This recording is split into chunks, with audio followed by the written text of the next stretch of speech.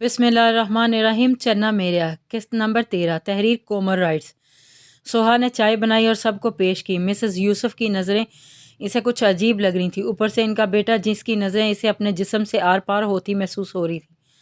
اس لڑکے کی نظریں اسے ایک آنکھ نہ بھائیں تھیں، وہ بس وہاں سے غائب ہونا چاہتی تھی۔ اس نے چائے بنائی اور عباس کے سامنے کی، جو اسے ہوس بھری نظروں سے دیکھ رہا تھا۔ جیسے ہی سوہا نے کپ آگے کیا، عباس نے جان کے اپنے ہاتھ کو سوہا کے ہاتھ سے ٹچ کیا۔ سوہا نے جلدی سے اپنا ہاتھ پیچھے کھینچ لیا۔ وہ جو پہلے ہی گھبرائی ہوئی تھی، اب تو اس کی جان لبوں پر اٹک گئی تھی۔ ماشاءاللہ، آپ کی بیٹی تو بہت پیاری ہے، مجھے بہت پسند آئی ہے، مسز یوسف نے سوہا کو اپنے ساتھ بٹھاتے ہوئے کہا۔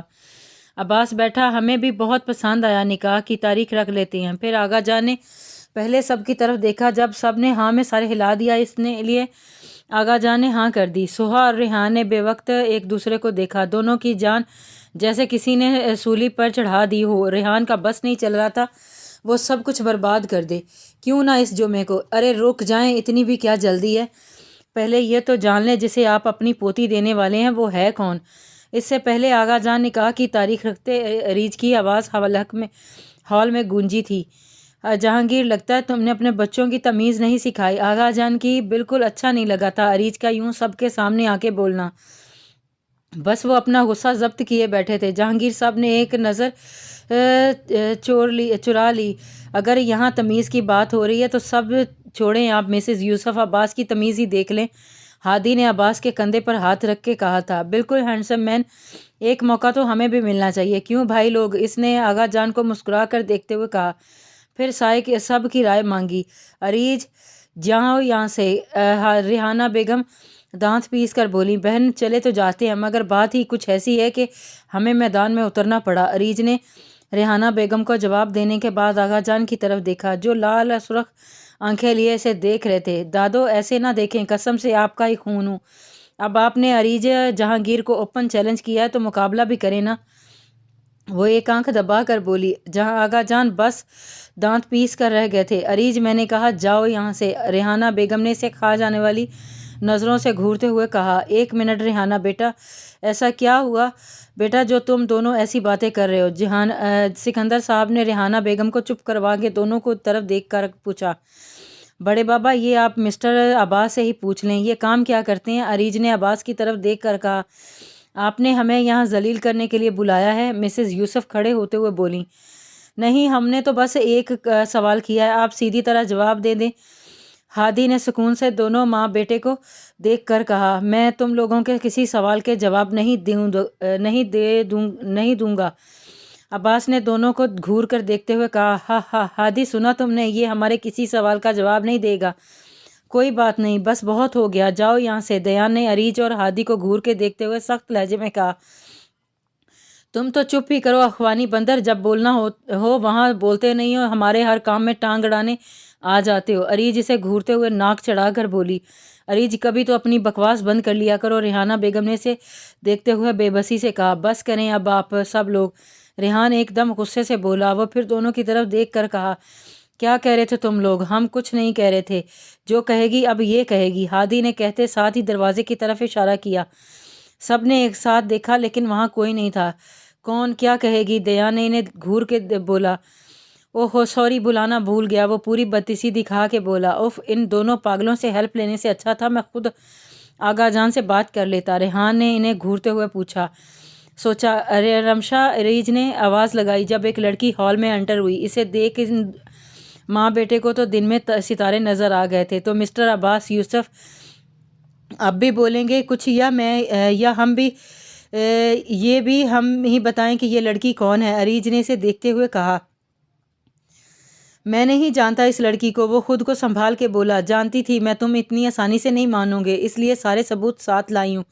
وہ لڑکی بھی عباس کو دیکھتے ہوئے بولی۔ کیسے ثبوت بیٹا، اور کیسے جانتی ہو؟ جہانگیر صاحب نے اس لڑکی کو دیکھ کر کہا۔ انکل، اس آدمی نے 2 ماہ پہلے مجھ سے جعلی نکاح کیا تھا، لیکن رخصتی والے دن یہ سارا کچھ لوٹ کے بھاگ گئے۔ ایسا صرف میرے ساتھ نہیں ہوا، بہت سی لڑکیوں کے ساتھ کر چکے ہیں یہ دونوں ماں بیٹا۔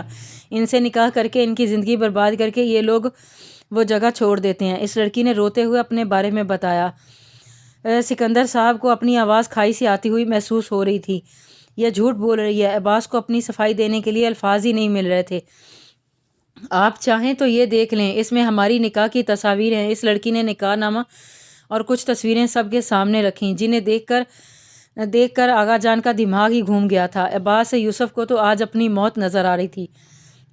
دادو، یہ گھٹیا انسان یہاں ایک پل نہیں رک سکتا، آپ نکالیں اسے یہاں سے۔ اریج نے آغا جان کی طرف دیکھ کر کہا، تمہاری ہمت کیسے ہوئی ہمیں دھوکہ دینے کی، گھٹیا انسان؟ آغا جان نے اس کا کالر پکڑ کے کہا، کیا گھٹیا لگا رکھی ہے؟ ایسا بھی کچھ نہیں کیا۔ جتنی یہ لڑکیاں حسین ہوتی ہیں، ان کا کچھ فائدہ ہمیں بھی تو ملنا چاہیے۔ ویسے بھی اس حویلی میں تو ایک سے بڑھ کر ایک ملا ہے، قسم سے اسے دیکھ کر تو بندے کی نیت سچ میں خراب ہو جائے۔ وہ اریج کو دیکھ کر خباثت سے بولا تھا، سب ہنسی ہیں، پہلے بھی سالیوں کے نہ جانے کتنے عاشق ہوں گے جہاں ان کے ساتھ راتیں رنگین کرتی ہیں، یہاں ایک میرے ساتھ بھی کر پٹاخ۔ اس سے پہلے وہ کچھ اور بکواس کرتا، دھیان کا ہاتھ اٹھا اور سامنے کھڑے عباس سیدھا جا کے اریج کے قدموں میں گرا تھا۔ تیری ہمت کیسے ہوئی بکواس کرنے کی؟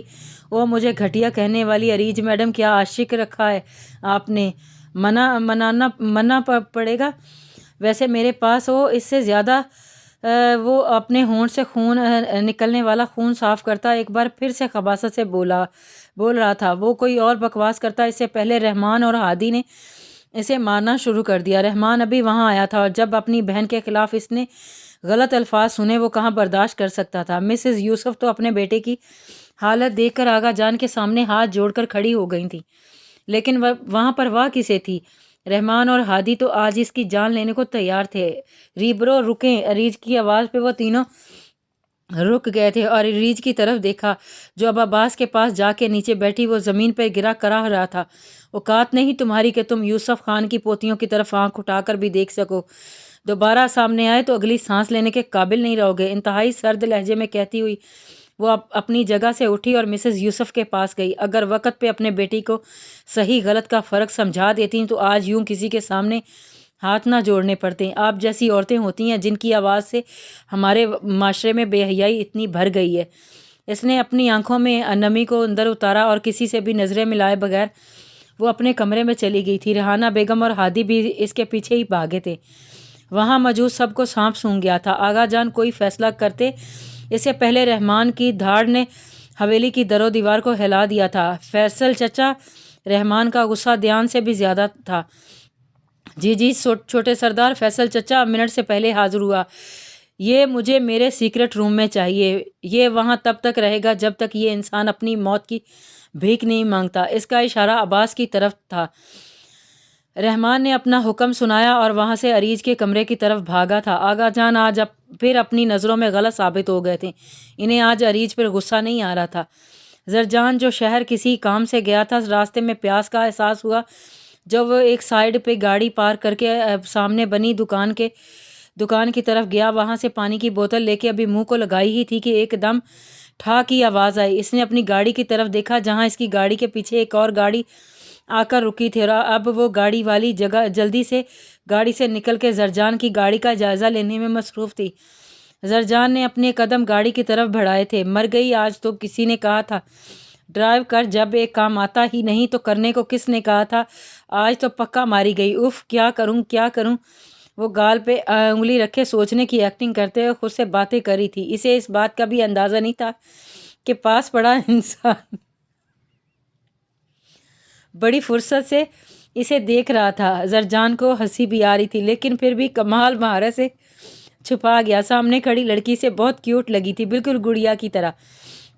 ہاں، یہ ٹھیک رہے گا، ایسا کرتی ہوں یہاں سے بھاگ جاتی ہوں۔ مجھے کون سا کسی نے دیکھا؟ اس گاڑی کے مالک کو کس نے کہا تھا کہ بیچ روڈ پر کھڑا کر جائے؟ اب غلطی تو اسی کی تھی۔ اسے سوچنا چاہیے تھا نا کہ کسی کو ڈرائیونگ صحیح نہیں بھی آتی۔ وہ خود سے بول کر پلٹی ہی تھی کہ سامنے کھڑے زرجان کو دیکھ کر اس کی سانسیں اٹک گئیں۔ جی آپ کی تعریف۔ وہ جبرن مسکرا کر بولی، یہ گاڑی میری ہے۔ زرجان نے گاڑی کی طرف اشارہ کر کے کہا، وہ اچھا، یہ آپ کی ہے؟ ماشاءاللہ بہت پیاری ہے۔ میں بھی سوچ رہی ہوں ایسی گاڑی لے لوں، اس کا رنگ تو سچ میں بہت کمال ہے۔ وہ ڈھیٹوں کی طرح ہنس کر بولی تھی۔ زرجان نے اسے گھور کر دیکھا۔ ایسے نہ گھوریے، غلطی آپ کی گاڑی کی ہے۔ بیچ روڈ پر اتنی بڑی گاڑی کون کھڑا کرتا ہے؟ وہ سارا الزام اس پر لگا گئی تھی۔ کیوں آپ ڈرائیو کرتے ہوئے آنکھیں سائڈ پر رکھ کر دیتی ہیں؟ کیا جو آپ کو اتنی بڑی گاڑی نظر نہیں آئی؟ اور غور سے دیکھیے میری گاڑی ایک سائڈ پر کھڑی ہے۔ زرجان نے آئی برو اٹھا کے اسے دیکھتے ہوئے کہا، بہت ہی کوئی بے حس انسان ہو یار تم، اگر کسی معصوم سے غلطی ہو ہی گئی ہے تو کیا آپ جان لوگے؟ کچھ لے دے کے دفع کرو نہ۔ وہ منہ بنا کے بولی۔ زرجان کو نہ چاہتے ہوئے بھی ہنسی آ گئی جسے وہ کمال مہارت سے چھپا گیا تھا۔ آپ جائیے، اس نے اسے جانے کی اجازت دے دی۔ اجازت ملتے ہی وہ ایسے بھاگی جیسے تھی ہی نہیں وہاں۔ پاگل، اسے جاتا دیکھ کر زرجان نے خود سے کہا اور اپنی گاڑی کا جائزہ لینے لگا۔ بہن، یہ ہمارے پاپا جی نے ہمیں سمجھ کیا رکھا ہے؟ صفا نے چائے بناتے ہوئے مروہ کی طرف دیکھ کر کہا۔ کیوں، ایسا کیا ہوا؟ ابھی بھی کثرت باقی ہے کیا؟ گلی کا کتا بھی مر جائے گا تو ان کا شک ہم پہ ہی جاتا ہے جیسے ہم کوئی نامی گنڈے ہوں۔ صفا نے جل کر کہا۔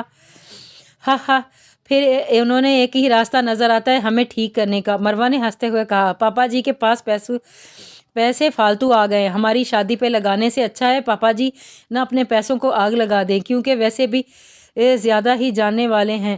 میں تو شادی کسی صورت ہی نہیں کرنے والی۔ صفا نے ہاتھ جھاڑ کر کہا۔ بہن، اب کوئی نیا پنگا نہ کر لی نا، پہلے والا رائتا ابھی سمیٹا نہیں گیا۔ مروہ نے ہاتھ جوڑ کر کہا۔ اپی اسمائل، صفا کچھ کہتی اس سے پہلے آیان نے موبائل دونوں کی طرف کر کے کہا، تو رک جا، تجھے میں بتاتی ہوں، ہماری یہاں سولی پہ جان لٹکی ہوئی اور تجھے ویڈیو کی پڑی ہوئی ہے۔ صفا نے ایان کے پیچھے بھاگتے ہوئے کہا۔ مروہ نے بھاگ کر اسے پکڑا۔ بہن کچھ خیال کر، آج مہمان آئے ہوئے ہیں، ان کے سامنے ہمیں شریف بنانا ہے۔ مجھ سے نہیں بنا جاتا نیک ہستی، صفا منہ بنا کے بولی۔ چپ کر کے ٹرے اٹھاؤ اور چلو میرے ساتھ، مروہ نے اسے کہا اور خود بھی کھانے پینے کے ٹرے برتن اٹھا کر چل دی۔ چاروں صفا کو بھی جانا پڑا۔ جاری ہے۔